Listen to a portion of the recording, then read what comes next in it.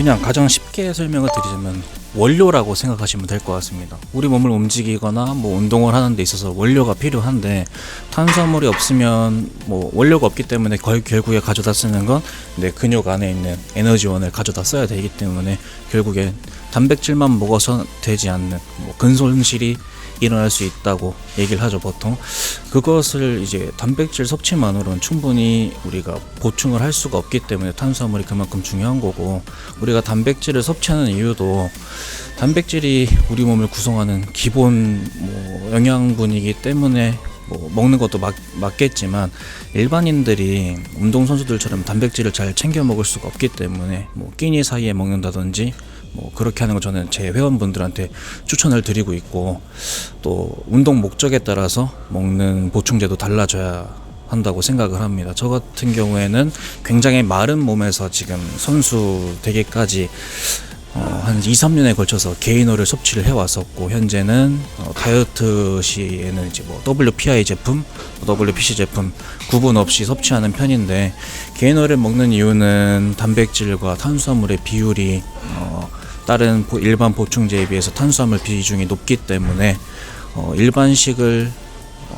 마른 분들의 특징이 탄수화물 섭취를 좀 두려워한다, 단백질만 많이 먹으면 된다, 그런 고정관념을 갖고 계신 것 같아서, 그래서 저는 제 회원들한테는 이제 게이너를 추천하고 있는데, 탄수화물은 내가 운동하는 데 있어서 필요하지만 내 운동 수행 능력에 따라서 결정되는 것 같다고 생각을 하는데, 내가 정말 기초적인 운동만 하는데 먹고 싶은 탄수화물을 다 먹는다? 이거는 조금 남용인 것 같고, 내 수준에 맞는 탄수화물을 잘 설정하는 게, 만약에 다이어트다, 근데 시합이 얼마 남지 않았다, 그럼 100g도 우리 몸에 많다고 판단이 되고, 벌크업인데 100g은 적은 거죠. 이제 공깃밥으로 따졌을 때 벌크업 할 때는 200g씩 뭐 5개 6개 먹어도 부족하다고 생각을 하기 때문에, 운동 목적과 내 운동량에 따라서 탄수화물을 잘 조절해 주는 게 가장 좋은 방법인 것 같습니다. 게이너가 간에 부담이 되는 게 아니라, 간이 하는 역할이 단백 동화이기 때문에 단백질 자체가 간을 사용합니다. 그래서 게이너만 부담이 아니라 단백질 보충제 전부 다 간에 부담이 되는 거예요. 근데 그렇게 따지면 닭가슴살도 부담이고 소고기도 부담이 되고, 그렇게 생각이 들거든요. 이런 걸 걱정하실 바에는 금주를 하시는 게 더 나을 것 같다고 생각이 됩니다. 우리가 술을 먹으면서 알코올 해독하러 간을 쓰는데, 단백질을 동화하는 과정에 사용되는 그 간의 피로도를 걱정한다면, 뭐 우리가 뭐 전부 다 프로 선수가 아니기 때문에, 일반인 분들은 간의 부담을 생각하기보다는 좀 더 건강한 식단을 지켜가면서 운동량이 그만큼 충족이 된다면 충분히 섭취하셔도 무방하다고 생각이 됩니다. 다들 얘기하시는 게, 요즘 정보가 워낙에 빠르게 전달이 되고 인터넷 검색만 해도 더 나오니까, 보통 운동 후 30분이 기회의 창이라고 하니까 저도 솔직히 30분 안에 섭취를 하는데, 운동 후에는 뭐 30분 안에 섭취를 해주시고, 근데 제가 생각하는 이 보충제 섭취 기준은 나의 공복 상태에 따라서 달라지는 것 같습니다. 내가 만약에 수면 시간이 길다, 그럼 기상 직후 드시면 되고, 마지막 식사 시간이 이른 시간이다, 그러면은 뭐 내가 수면에 취하기 전에 드시면 될 것 같고, 그러니까 만약에 하루에 2번을 드시는 거면은, 한 번은 운동 후, 한 번은 뭐 내 공복 상태에 따라서 달라지는 거겠죠. 그렇게 선택해서 드시면 뭐 가장 좋은 방법이지 않을까 생각이 됩니다.